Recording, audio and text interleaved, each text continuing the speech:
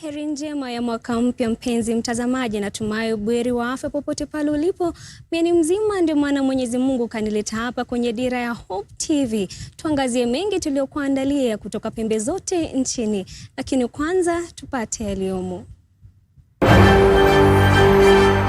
Zoezi jipya la kuwasajili wapiga kura wapya kung'oa nanga mwezi huu. Idara ya hali ya anga yatoa tahadhari ya kiangazi Januari hii. Bunge la Seneti kujadili mswada wa vyama vya kisiasa Jumanne. Wakulima Taita Taveta waamulia ufugaji kuku kufuatia kero la wanyamapori. Na kimataifa, spika wa bunge la Tanzania ajiuzulu, uhasama kati yake na Rais Uhuru ukiendelea.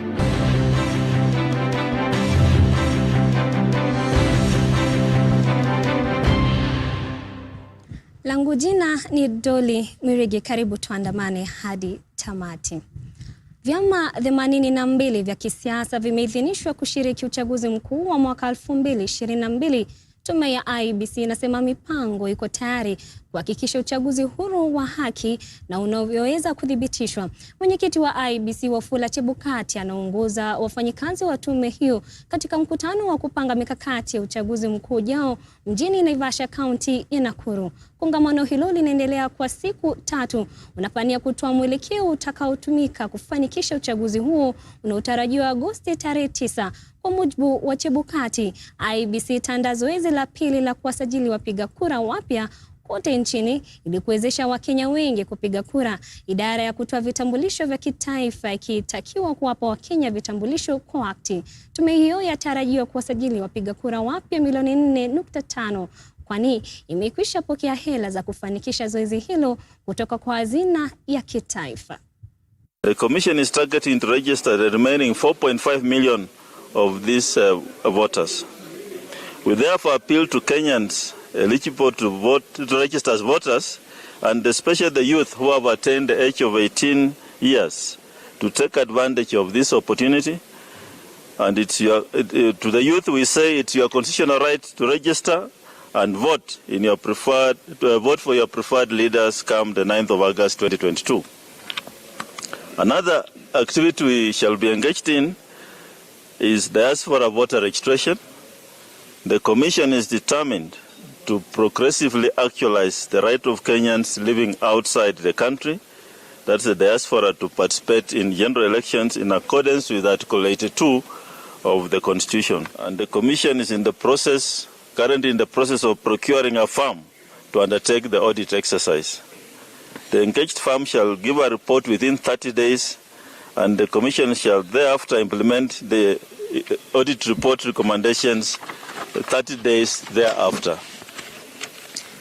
Another activity that will follow in the audit is inspection and verification of the register of voters, registration of voters, and maintenance of an accurate register of voters is the foundation of a free, fair, and credible election.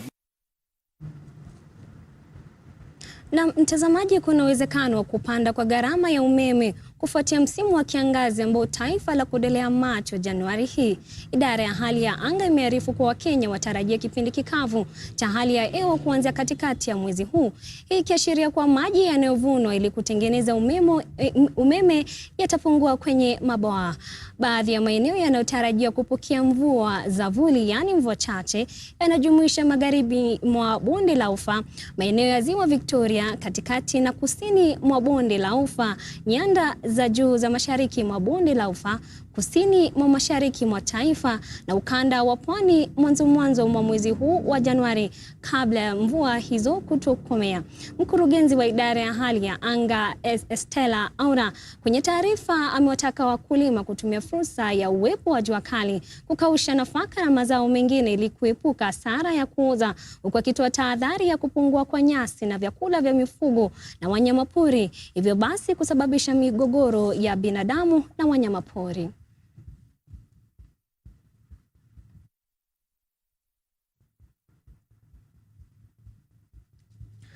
Mswada unaovitaka vyama vya kisiasa kuwa katika miungano miezi minne kabla ya uchaguzi mkuu sasa unatarajiwa kujadiliwa katika bunge la Seneti wiki lijalo.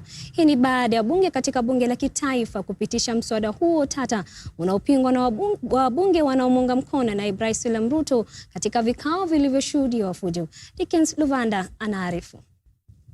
Hamjambo. Naibu wa Rais William Ruto na wandani wake wamepata pigo baada ya kushindwa katika pendekezo lao la kutaka marekebisho na kutupiliwa mbali kwa mswada unaotaka kurefusha muda wa wanasiasa kuunda miungano ya kisiasa. Mswada huo unaopigwa upato na kundi linalowaunga mkono kinara ODM Raila Odinga na Rais Uhuru Kenyatta tayari umepitishwa katika bunge la kitaifa, japo kwa fujo na mapigano, bunge la Seneti sasa likitarajiwa kujadili mswada husika. And the nays of 128 giving us 55.17%. So total the nays have it. Maseneta chini ya Spika Ken Lusaka wanatarajiwa kukongamana bungeni Jumanne ya Januari 11 ili kujadili na kupitisha mswada huo bila marekebisho yoyote, ila kuna uwezekano wa kundi linalomuunga mkono Ruto likapinga mswada huo. Ile bill walipofanya zile amendments na wakazipitisha, sasa zikiwa zinaelekea katika bunge la Senate, ni kwamba mnajua lile bunge la Senate liko na watu ambao wamebobea kisheria, na ni kwamba tutakaa chini, tutajadiliana, na niko na imani kubwa ya kwamba pia sisi ndani ya lile bunge la Senate tutaweza kupitisha hiyo mswada huo. Naibu wa Rais ameonekana kupinga mswada huo anaosema ni njama ya serikali kuhujumu ari yake ya kuwania urais, kwani kila chama cha kisiasa bila kusahau chama chake cha UDA kitahitajika kuwa katika muungano wa kisiasa kabla ya chaguzi zijazo. It is the biggest shame of any country that a law has to be passed so that to stop the deceit and the conmanship of some leaders, the dishonesty of some leaders. I don't know how we can legislate honesty into the law. Mswada huo wa vyama vya kisiasa unapendekeza miungano ya kisiasa kusajiliwa miezi 4 kabla ya uchaguzi mkuu, tofauti na miezi 6 kama ilivyokuwa awali. Tayari kuna muungano wa kisiasa wa OKA unaojumuisha vyama vya ANC, KANU, Wiper, Ford Kenya na UDP, huku ODM na Jubilee zikiungana chini ya azimio la umoja. Ikiwa mswada huo utapitishwa katika bunge la Seneti bila marekebisho, basi vyama vyote vya kisiasa vitahitajika kuunda miungano ya kisiasa na kusajiliwa kabla ya Aprili 9 kuelekea katika uchaguzi mkuu wa Agosti 9 mwaka huu wa 2022. Dickens Luvanda, Dira Hope TV.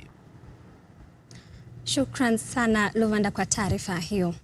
Baraza la magavana limekiri kuwa hazina ya kitaifa imefanya juhudi kubwa kutoa mgao sawa wa mapato yaliyotengewa kaunti kwa wakati. Hata hivyo, magavana wanasema kuendelea kucheleweshwa kwa kupitishwa kwa mswada wenye masharti ya serikali za kaunti mwaka 2021 na bunge kunaendelea kutatiza utoaji wa huduma katika sekta mbalimbali katika ngazi ya kaunti. Jumatano wiki, baraza la magavana pia lililalama kuwa idadi ndogo ya Wakenya wanajitokeza kupokea chanjo, huku serikali ikiwapa wengine dozi ya nyongeza, yaani booster, ili kuongeza kinga yao dhidi ya COVID-19. Mwaka huu wa kifedha umeshuhudia kuimarika kwa utoaji wa huduma kwa kaunti kwa wakati ufaao ikilinganishwa na miaka iliyopita. Hii imeboresha bajeti na kuimarisha utoaji huduma kwa wananchi kulingana na baraza la magavana. Baraza hilo hata hivyo limetaka Wizara ya Fedha kutoa mgao wa shilingi bilioni 42.2 haraka iwezekanavyo kwa kaunti. As of today, the National Treasury has disbursed a total of 140.89 billion. Which is 38% of the total equity per share allocation to the counties.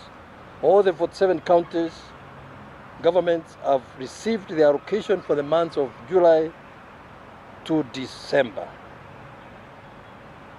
To October. And 29 counties for the month of November 2021 as per the approved disbursement schedule. We urge the National Treasury to accelerate the disbursement of the outstanding balance of 4.2 billion to 4.26 billion to enable counties to implement their programs.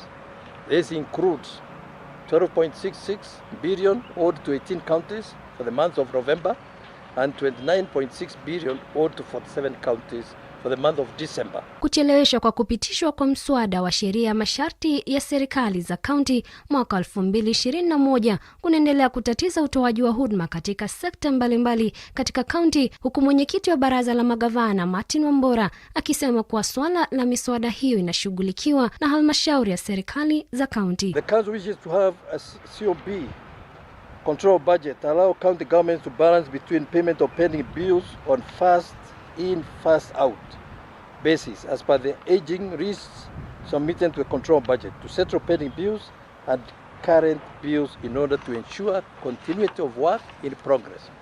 To this effect, 46 counties have submitted aging risks outlining plans for paying pending bills. Kufuatia kirusi kipya cha Omicron nchini, baraza hilo limetahadhari wa Kenya kuangalifu zaidi, huku idadi ya visa ikiendelea kuongezeka kila siku. Hata hivyo, baraza hilo limetoa wito kwa viongozi katika kaunti za maeneo kame kuendelea kuwafikia wananchi ili kuongeza idadi ya utoaji wa chanjo ya COVID-19. Vaccination is currently the only known strategy against COVID-19 pandemic. Containment measures going forward. The new constraint of coronavirus is highly transmissible.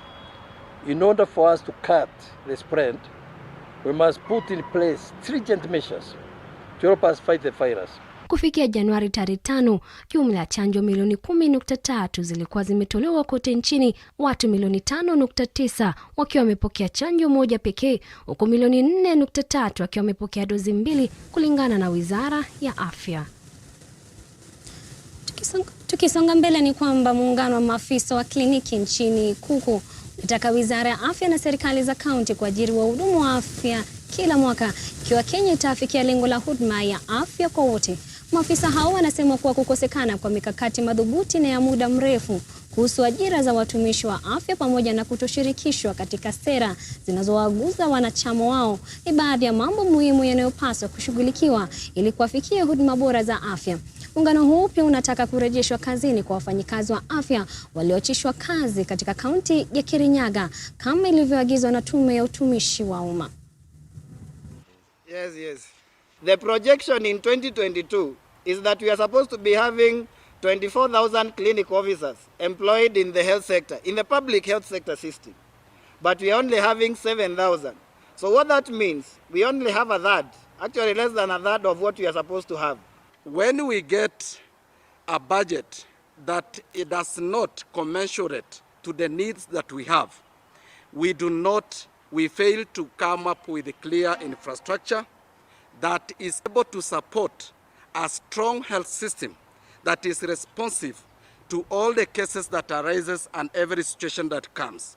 We have a very unfortunate situation in Kirinyaga. Once these workers withdrew and told the governor that she needed to take remedial action, the governor went ahead to sack them in 2019. The matter has hence gone to court and gone to the Public Service Commission, which has directed county government of Kirinyaga to reinstate the health workers. But they have refused to do so. And that is why we are demanding that these workers must be brought back to work. The biggest achievement that our president can actually give us as he goes home this year is annual employment of health workers, because that is going to close so many gaps. We are going to bring the under 5 death rates down. We are going to bring the maternal deaths down and so many other things. Muungano wa madaktari nchini KMPDU katika kaunti ya Mombasa umetoa ilani ya mgomo wa wiki moja kufuatia wanachosema kwamba ni malimbikizo ya mishahara ya Novemba na Disemba. Katibu wa KMPDU tawi la Pwani, Daktari Nasir Shaban, alitoa kauli hiyo Jumanne akisema mazungumzo na idara ya afya kaunti kuhusu lalama zao yamekwama. Tunapozungumza hawa wafanyakazi wote wa kaunti mpaka hata wale wa manispaa ambao walikujulikana kama manispaa sijui Kanjo hawajalipwa mishahara, na wao pia wametoa notice ya kuwa wao pia watagoma. Ni hivyo, manake watu hawajapata mishahara miezi miwili, kwa hivyo watagoma tu. Watagoma na wataenda nyumbani. Utakuwa hakuna mfanyikazi hata mmoja wa kaunti hapa.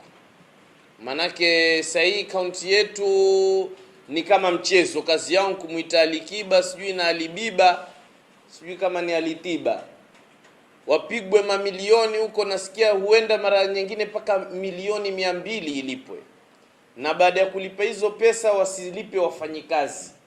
Hiyo ni dhulma hiyo. Tumezungumza na wao last year, tumekuwa na mikutano mitatu kuhusu jambo hilo la NHIF, na walitupromise kwamba by November tutakuwa kwa madaktari wetu wote wamepata hiyo cover ya NHIF. Mpaka sasa tunapozungumza madaktari hawana cover ya NHIF na wanajilipia kutoka mifukoni mwao. Hivi tunavyozungumza statistics za wiki iliyopita ilionyesha kwamba zaidi ya madaktari 40 wanaofanya Coast General Hospital wana virusi vya corona, na watu wote hawa madaktari wanajilipia kutafuta matibabu katika hospitali za nje.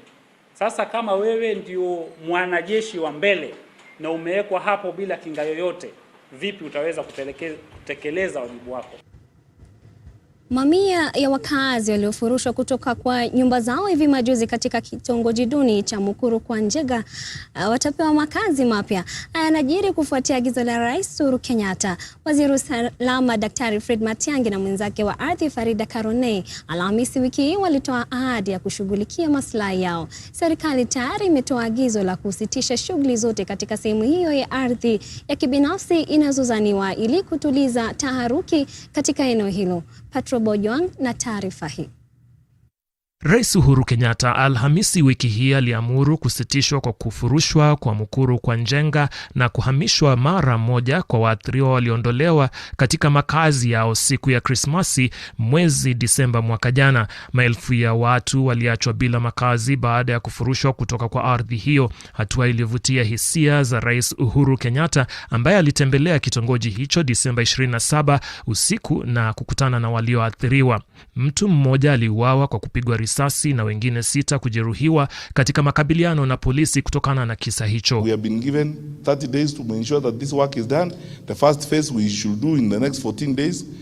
The Ministry of Lands has already started some audit work on this, and we are going to ensure that we remain engaged with these wonderful people here who lead the team in Mukuru kwa Njenga and the other colleagues who are out there so that we resolve this matter. Waziri wa Usalama Fred Matiang'i alipokuwa akiwahutubia baadhi ya viongozi wa Mukuru alitangaza kuwa serikali itawasaidia wakazi hao kujenga upya makazi, huku kamati ya mashirika mbalimbali ikibuniwa kushirikiana na jamii hiyo kuhalalisha vipande vya ardhi na kukamilisha shughuli hiyo kwa muda wa siku 30. We respect court orders and we will respect court orders, but we will implement them and obey them in a framework that also takes care of the interests of the people that we have. Because I've given this example several times before. My colleague and I have been dealing with a problem in some part of the country where a landowner has an order to evict 17,000 people. And we tell the landowner, that's fine, you have a right to evict these people, but where will you take the 17,000 people? Waziri wa ardhi Farida Karonei aliyehudhuria mkutano huo alisema ukaguzi wa hati miliki zinazomilikiwa na wakazi hao utafanywa ili kuhalilisha umiliki wa ardhi na umiliki wa mali zisizo rasmi katika eneo hilo. We are going to work with the community in order to regularize their settlements. We are also going to work hand in hand with the landowner, because as you know, the title to that land is in private hands, but there are people living on the land. So we are going to work with these two groups, ourselves, Ministry of Lands, the Ministry of Interior and Coordination of National Government, and the entire security team. Wengine waliohudhuria mkutano huo ni pamoja na katibu katika Wizara ya Usalama wa Kitaifa Dr. Karanja Kibisho na mkurugenzi wa halmashauri ya usimamizi wa jiji la Nairobi Generali Mohamed Badi, miongoni mwa viongozi wengine. Bali kijiji iko fitina, uongo ni mingi, lakini nyinyi muangalie wote ni wenu. Wale iko na fitina, wale iko right, wale iko mokosa, yote ni wenu. Wakati mkutano ukiendelea, kundi lililokusanyika nje ya ukumbi walisema wao ndio viongozi halisi wa makazi duni, lakini walikuwa wamefungiwa nje. Mbunge wa Embakasi Kusini Mawadhe Musili na mbunge wa zamani Ishrad Sumura walikuwa miongoni mwa waliozuiliwa kuingia kwenye mkutano huo. Tusaidie, utuhakikisha kwamba wale walikuwa hapa hivi wamekuwa resettled hapa. Wale ambao wamekutana nao leo sio representative. Na mimi nakushukuru sana Mheshimiwa Matiang'i CS, umesema ya kwamba tukuje kwako na wale wengine, timu ile nyingine. Umesema utakutana na timu zote, sio timu moja tu, sio wale ambao wanunuzi mamilionea. Pia utakutana na wafukara. Leo sasa sikatai, ni vizuri tumekuwa na meeting mzuri, meeting ya mamilionea wenye kuweza kuafford kununua hizo viwanja kwa mamilioni. Wengi wao hawaishi Embakasi South, wengi wao hawaishi Uhuru.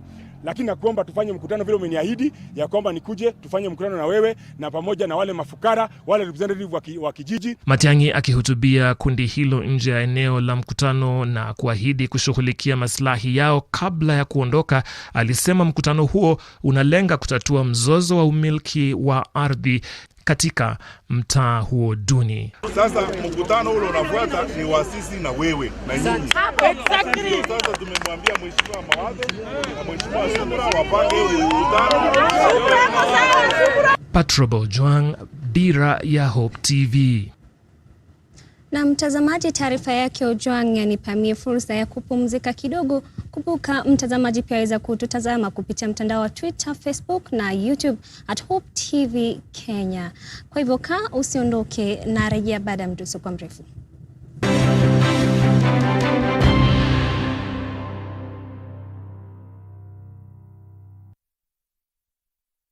Hope TV is where you look and live, with an excellent selection of the best Christian programming consisting of local and international content of inspirational stories, talk shows, Bible commentary, youth, health shows, children entertainment, contemporary gospel music, extended times of worship, live broadcast, news, movies, drama, Christian Another quality service from Christ is the Answer Ministries, with over 45% of authentic and credible local content every week. Hope TV is a sister station to Hope FM, Kenya's leading Christian radio station, with footprints across the country. Tune in to Hope TV, where you look and live. Our Christian life is not just about God always stepping in when you are in trouble. But sometimes you need to go through the valley of the shadow of death, and God will say, angels, stand away. He must go through that. She must go through that. Because out of this would come something greater and more beautiful.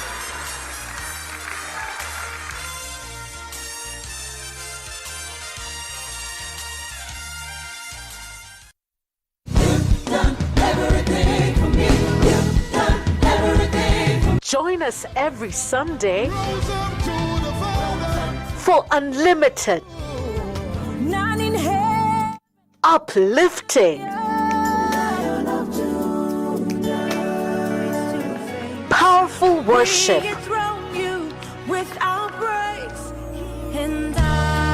only on Extended Worship.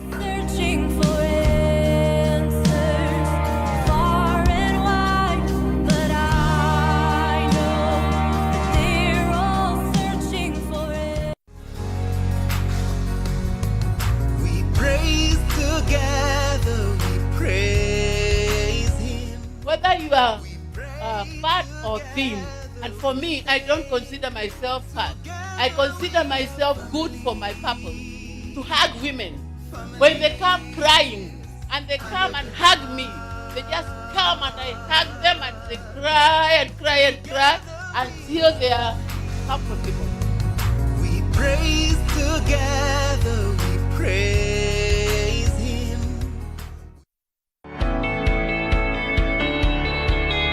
Dunia ni mali ya Bwana na vyote vijazavyo. Nguruwe ni mali ya Bwana au? Ni mali ya Bwana. Bata ni mali ya Bwana? Ni mali. Wewe kula basi. Acha mambo mengi. Yesu ndiye njia. Muislamu yoyote ambaye anamkataa Yesu, kwanza sisi tunamjua ni kafiri. Bila huyu Yesu mtu aendi kwa baba. Ungana na walimu wa neno wanapochambua masuala tata katika Biblia, wakiyalinganisha na vitabu vingine vya kidini. Je, kuna ushahidi wowote Muhammad aliwahi ona Qur'ani? Na hii Qur'ani muliitoa wapi?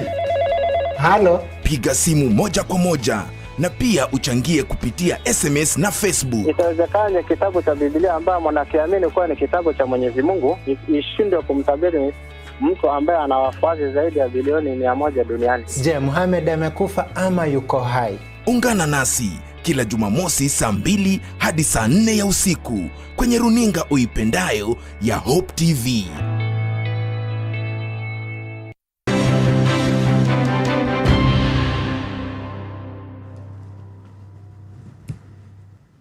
Karibu tena mtazamaji.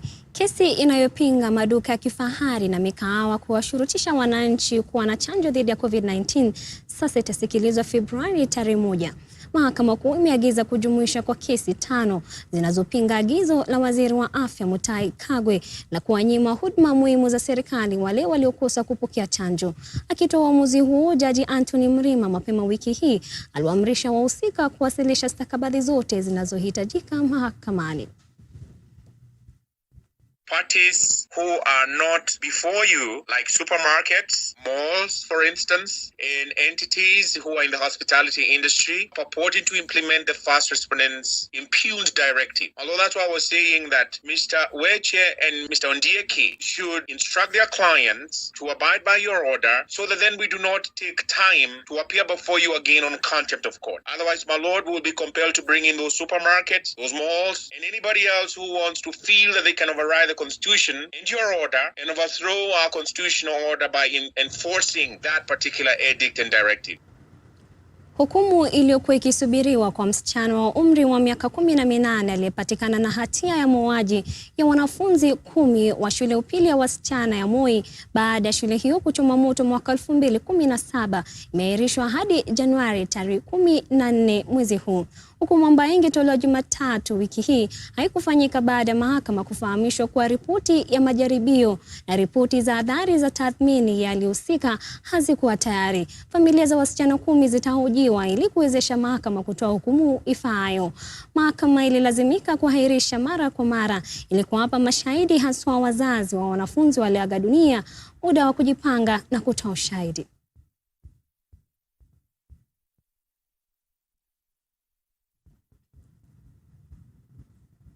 Vinara wa muungano wa One Kenya Alliance wamesisitiza kuwa wako imara, huku vumi zikiendelea kusambaa kwamba muungano huu umevurugika.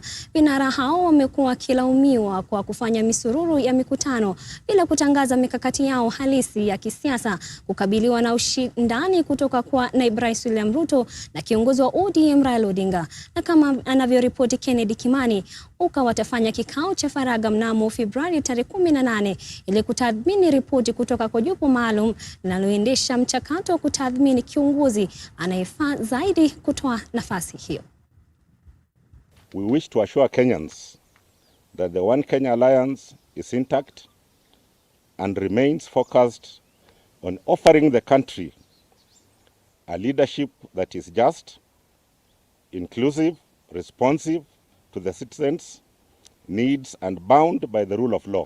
Licha ya tetesi kuwa muungano wa One Kenya Alliance unasambaratika, vinara wa OKA wamesisitiza kuwa wako imara. Kauli yao inajiri huku vumi zikiendelea kusambaa kwamba muungano huo umevurugika. Vinara hao wamekuwa kilaumiwa kwa kufanya misururu ya mikutano bila kutangaza mikakati yao halisi ya kisiasa ya kukabiliana na ushindani kutoka kwa naibu wa rais William Ruto na kiongozi wa ODM Raila Odinga. The last time I spoke to Honorable Raila Odinga was last year. In fact, one day before, he attended my party's delegates congress on 25th of November, 2021. I've never spoken to him since then. Awali naibu rais William Ruto alitoa mwaliko wa kushirikiana na kiongozi wa chama cha ANC Musalia Mudavadi na mwenzake wa Ford Kenya Moses Wetangula, lakini wote wawili sasa wamekana kupokea mwaliko wote kutoka kwa Ruto au kukutana naye. As far as I'm concerned, I am free to meet everybody, and if I meet that person, I will not shy away from telling Kenyans I have met Mr. So-and-so or Mrs. So-and-so or Madam So-and-so. Formal or informal invitation from anybody in regard to my political activities. I am a member of OCA, a coalition of the willing. Viongozi wa OCA wamepuuzilia mbali dhana ya kuwa kinyang'anyiro cha urais wa mwaka huu ni kati ya farasi wawili ambao ni Ruto na Raila, wakisema kuwa wana uwezo wa kumrithi Rais Uhuru Kenyatta. With all the humility to run away from this two-horse mentality because you are getting held captive to it. There is nobody in their right frame of mind that will join a race to precipitate a situation. We only have joined the race to win. Round one. And that is what it should be. KANU being in Jubilee coalition is for this government. For the next government, what we're working for is KANU will be in OCA. OCA watafanya kikao cha faraga tarehe 18 Februari ili kuanza rasmi zoezi la kumtafuta mgombea rais wa muungano huo. Kennedy Kimani, Dira ya Hope TV, Nairobi. Shukran sana Kimani kwa taarifa hiyo. Mbali na hayo ni kwamba Rais Uhuru Kenyatta siku ya Alhamisi alizuru kituo cha mafuta cha Kipevu ambako alikagua ujenzi wa mradi huo ambao unakaribia kukamilika. Rais alielezea matumaini yake kuwa itakapomalizika kituo hicho kitaimarisha usambazaji wa mafuta nchini, hivyo kudhibiti bei ya mafuta hayo. Anavyoripoti Faith Imani Mugu, kituo hicho kinanuia kuchukua nafasi ya kituo cha Kipevu kilichokuwa na jukumu la kusafirisha mafuta kwa muda wa miaka 50. Wakenya wana kila sababu ya kutabasamu siku za hapo usoni baada ya Rais Uhuru Kenyatta kukagua ujenzi wa kiwanda cha mafuta huko Kipevu katika bandari ya Mombasa. Akizungumza alipokagua kituo hicho chenye thamani ya shilingi bilioni 40 ambacho kinafadhiliwa kikamilifu na mamlaka ya usimamizi wa bandari ya Kenya, Rais Uhuru Kenyatta alisisitiza kuwa kituo hicho kitaisaidia pakubwa kupunguza gharama ya takriban shilingi bilioni 2 ambayo Kenya inapitia kupata mafuta, jambo ambalo litaiweka chini bei ya mafuta kwa mwananchi wa kawaida. This terminal, once fully commissioned, as you heard from the minister, in a few weeks' time, will result in a saving of almost 2 billion shillings that we are currently paying every year because of demurrage occasioned by the long queues of vessels parked outside our harbor waiting to discharge their product. Rais vile ameupongeza ushirikiano wa Kenya na Uchina, akisema kuwa mpango huo umeisaidia pakubwa kufanikisha miradi si haba ya maendeleo ikijumuisha gati baharini, reli ya standard gauge ijulikanayo kama SGR, miongoni mwa miradi mingine. The old KOT, which for many years we have struggled with, was not able to meet the demands of an increasing population, to meet the demands of a growing economy. We needed this facility to be able to cater for those demands. Rais ambaye aliandamana na waziri wa mambo ya nje wa China Wang Yi katika ziara hiyo alishukuru China kwa kuendelea kufungua soko lake kubwa kwa mauzo ya nje ya Kenya. Kituo hicho cha mafuta cha Kipevu ndicho kituo kikubwa zaidi na cha aina yake barani Afrika ambacho kina uwezo kwa kupakia na kushusha meli kubwa sana hadi uzito wa tani 200,000. Vile kituo hicho kina uwezo wa kubeba aina zote za bidhaa za petroli, ikiwa ni mojawapo ya mafuta yasiyosafishwa, mafuta nyeupe na gasi ya mafuta ya petroli. Wakati huo Kenya na China zimetia saini mikataba 6 ya kibiashara biashara na kuahidi kuunda jopo kazi ili kushughulikia vikwazo vya kibiashara kati ya nchi hizo mbili na vile kupunguza kukosekana kwa usawa wa kibiashara. Nchi hizo mbili zimekubali kushirikiana kati ya mawasiliano na teknolojia ili kukuza uchumi wa kidijitali nchini Kenya, kuendelea katika maendeleo ya usafiri wa kikanda na kuunda soko la bidhaa za kilimo za Kenya. Katika mazungumzo hayo, Kenya inataka kusafirisha parachichi na mazao ya majini, huku China ikikusudia kuendelea kutoa mchele kwa Kenya ili kusaidia misaada ya kibinadamu. Nikiripotia Dira ya Hope TV, mie ni Faith Imani Mugo. Shukran sana Imani Mugo kwa taarifa hiyo. Kampeni ya kuhamasisha Wakenya kuhusu usalama barabarani umeanzishwa katika kaunti kadhaa nchini.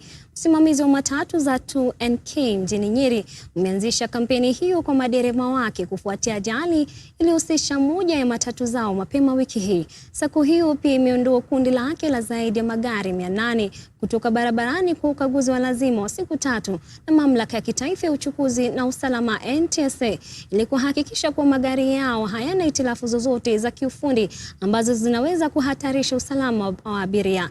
Akihutubia wanahabari wiki hii, mwenyekiti wa Sako James Kahiro alisema walilazimika kuunda kongamano la uhamasishaji kuhusu usalama barabarani kwa kuhusisha wasimamizi wa Sako, madereva pamoja na maafisa wa NTSA. Kenya inapoteza wastani wa watu 3,000 kutokana na ajali za barabarani kila mwaka, ikiorodhesha nchi hiyo miongoni mwa mataifa yenye viwango vya juu zaidi vya vifo vya barabarani. Zenye ziko kwa barabara ni mingi kwa sababu watu wa matatu ni kama wanakuaga hawapendwi sana na watu wengine. Unaweza kuonyesha mtu amekosea, yeye anakublast. Hajui wewe uko na experience zaidi ndani ya barabara. Kwa hivyo sisi kwa sababu tumefundishwa kuwa watulifu, huwa tubishani na wao. Tunawapatia nafasi, wanaendelea. Hata kama kuna mambo yenye yalitokea hapo, watu wamekuwa sensitized ati kuna mambo mengine ambayo wanastahili kufanya beyond driving, that is wako na familia zao zenye ziko pale. Kuna abiria wenye wako pale wenye wanastahili pia kutiliwa maanani, na pia kuna wenye magari wenye wanastahili kuheshimiwa kwa sababu hao ndio wamefanya hiyo sekta ya matatu ikakuwa financed, na pia hiyo ndio inafanya pia sisi tunapata pesa zetu na watu wengine wanafika mahali penye wanastahili kufika. Let me say that we are with those families and we are pitiful, very much pitiful about what happened, and it would not have been our wish for such a thing to happen, and that is why, primarily why we are here, so that we can talk to each other and see how we are going to make our way forward. We had a sensitization forum today with our drivers, where we had to talk to one another and have the drivers also give their views on the work that they normally do. And as some of them have talked just here, we have had a very, very, very fruitful meeting. Mtazamaji, ni furaha ya kila mzazi anapobarikiwa na kupata mtoto. Lakini kwa Pauline Kimunto, mwanamke mwenye umri wa miaka 20, furaha hiyo imegeuka shubiri baada ya kujifungua watoto 3. Mama huyo alijifungua katika hospitali ya rufaa ya Kisii. Anasema hana uwezo wa kuwatunza wanawe na sasa naomba wito wa msaada kwa Samaria wema. Niliteleza nikaanguka. Kutoka hapo nikachukuliwa hospitali Kenyenya, nikapewa madawa, nikakunywa, wakanitransfer kuja Kisii.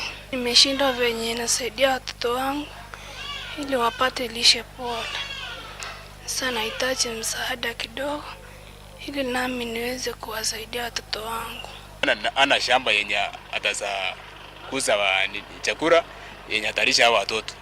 Atoe kama hao watoto wanastahili kupata maziwa yenye watatumia. Na huyu vile vile ambaye ni mkubwa wangu alikuwa shuleni au kwa amepanga kupata hao watoto ili ajipange au kuwa kwake au kwa ameolewa. Sasa challenges ambazo ziko nazo ni vile tu kupata pesa za kulipa kwa hospitali hapa. Challenges kulea hao watoto. As the patient was in the ward, some investigations were done, like abdominal ultrasound, which revealed twin gestation of triplets who were breathing normally. However, this mother went into labor on 2nd. Because this is the first pregnancy and being a primee, the doctor on duty could not wait this mother to deliver normally. So the patient was prepared for cesarean section as an emergency. Na mtazamaji, bado naomba kupumzika kidogo. Nitakuwa hapa tena baada ya mdoso kwa mrefu. Usiondoke ulipo.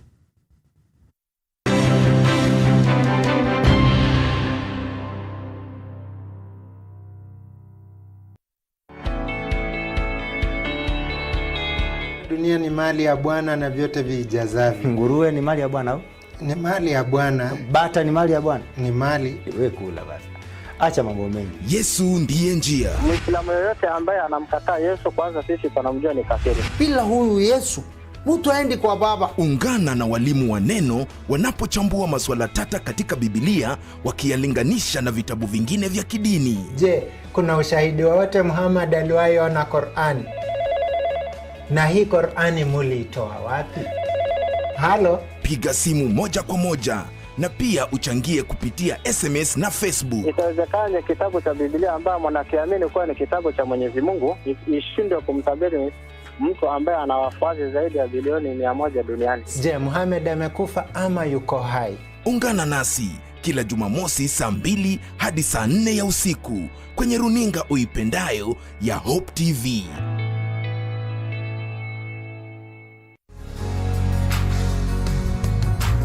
Praise together, we praise him. Whether you are fat or thin, and for me, I don't consider myself fat. I consider myself good for my purpose, to hug women. When they come crying, and they come and hug me, they just come and I hug them and they cry and cry and cry until they are comfortable. We praise together, we praise him. You've done everything for me. You've done everything for me. Join us every Sunday for unlimited, uplifting, powerful worship,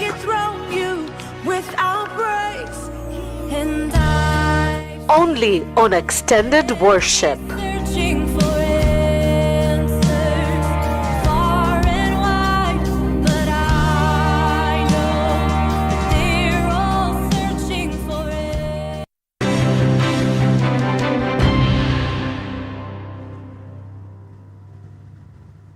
Karibu tena mtazamaji. Na kimataifa ni kwamba spika wa bunge la Tanzania Job Yutsino Ndugai alijiuzulu wadhifa wake Alhamisi wiki hii baada ya kutofautiana na kauli yake Rais Samia Suluhu.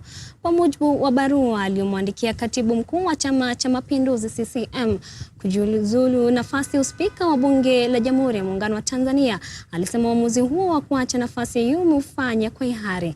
Hatua hiyo imejiri baada ya kuongezeka kwa shinikizo kutoka kwa viongozi mbalimbali ndani ya chama cha CCM kumtaka Ndugai kujiuzulu baada ya majibizano kati yake na Rais Samia Suluhu kuhusu serikali kuchukua mikopo ya maendeleo. Rais Samia tayari ameshajitokeza kusema kwamba kauli ya Ndugai huenda zinachochewa na hofu za uchaguzi mkuu wa mwaka 2025. Katibu mkuu wa CCM Daniel Chongolo ameelezea kuwa mchakato wa kumpata spika mwingine unaendelea. Katibu mkuu alisema ukimwona adui yako anapiga kelele ujue labda umemshika pabaya au nini. Sasa nisingeshangaa kama adui yangu ndio angepiga kelele. Jukumu langu sasa ni kumjulisha katibu wa bunge kuhusu uwepo wa nafasi wazi ya spika wa bunge la Jamhuri ya Muungano, zoezi ambalo linaendelea kwa utaratibu wetu wa chama, na kwamba baada ya hapo sasa mchakato wa kumpata spika mwingine utaendelea ili sasa kwamisha shughuli nyingine za bunge kuendelea, kwa sababu kwa mujibu wakati wa utaratibu shughuli zozote sasa za bunge haziwezi kuendelea mpaka apatikane spika. Na mtazamaji, tukiangazia taarifa za biashara ni kwamba baadhi ya wakulima wanaopakana na mbuga ya kitaifa ya Tsavo katika kaunti ya Taita Taveta sasa wamehamia ufugaji wa kuku kama suluhu la mzozo wa binadamu na wanyamapori ambao sasa umefanya ukulima wa mazao kuwa tatizo kubwa. Wakiongozwa na mchungaji Patrick Matasi, wakulima hao wanasema licha kuleta ustahimilifu dhidi ya mabadiliko ya tabia nchi baada ya kujihusisha na mazao yanayostahimili ukame kama vile mihogo, wavamizi wa tembo wameendelea kuharibu mazao, huku juhudi za kutafuta fidia kutoka kwa shirika la huduma la wanyamapori nchini Kenya zikiambulia patupu. Mkurugenzi wa huduma za mifugo katika kaunti hiyo, Daktari Jeremiah Ngugi, alisema mradi huu pia utasaidia ufugaji kunufaika kutokana na athari mbaya za virusi vya korona. Na matumaini yetu ni kwamba tutaweza kuimarisha kilimo chetu cha kuku. Kama vile ambavyo mnaelewa, kuna kubadilika kwa hali ya anga, kama mabadiliko ya tabia nchi, climate change. Na kutokana na haya mabadiliko tunajaribu kutafuta namna ya zile shughuli ambazo tunaweza fanya ndio tuweze kujikimu. Na shughuli moja ni kuingia katika kilimo ambayo hakihusiki sana na hakichukui gharama kubwa sana. Kilinganisha kulima ng'ombe wa maziwa kwa mfano, zile pembenjeo na ile effort ambayo unastahili kuweka ndani ya hiyo shughuli, unaona kwamba ni bora zaidi kufanya kilimo cha kuku ambayo wakati mwingi hauna inputs nyingi na sio gharama kubwa kuweza kuendeleza ile kilimo. Huu mradi ambao huu wetu wa kuku ambao tumetusaidia, tunajua kwamba huu mradi tuna uhakika kabisa lazima huu mradi utasaidia na tutasonga na mbele. Na huu mradi najua kwamba lazima kila mmoja atainuka, na kama tuko na vile tuko na watoto wa shule, najua kwamba huu mradi utasaidia hata kupeleka watoto shule, kupeleka watoto makoleji. Maana huu mradi tukiendelea na tukisimama nao, naona kwamba hakika tuna imani Mungu tutaendelea kubarikiwa zaidi. Na mbali na hayo ni kwamba usafirishaji wa mifugo kutoka bandari ya Mombasa mpaka bandari ya Salala kule Oman umeanza tena kwa mzigo unaojumuisha takriban mifugo 40,000 ambaye ni mchanganyiko wa mbuzi na kondoo wenye thamani ya dola milioni 2 za Kimarekani. Hii ni shehena ya kwanza ya wanyama hai katika zaidi ya miongo mmoja. Kamishna mkuu wa bandari nchini Omar Mahmoud alisema usafirishaji huu unaashiria hatua muhimu katika uchumi wa Kenya. For Kenya, there is additional opportunities that accompanies with this trade. There are jobs improvement, there are improvement of the quarantine facilities, the transportation infrastructure designed to carry huge volume of livestock both on land, trucks and railway, and sea. Kenya-owned ship vessels that have capacity to transport livestock, veterinary capacities and facilities, improved livestock loading facilities at the port of both Mombasa and Lamu, amongst many others. As some of you know, Oman is a food hub of the Gulf region, providing a win-win trading environment for both Kenya and Oman. As Kenya aims to be amongst the main exporters to Oman in horticultural, floriculture and livestock, among others. In Oman Vision 2040, it's become the food hub for Middle East. Oman now today it's a food hub for GCC countries. So this business is expandable as soon as we get more stakeholders from here, from Kenya. We can grow much bigger than what we have today.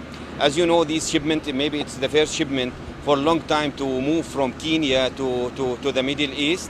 We believe in Kenya agriculture livestock, so we take this decision to come here to Kenya and work hand by hand with the farmers, with the exporters, to reach other markets outside Kenya.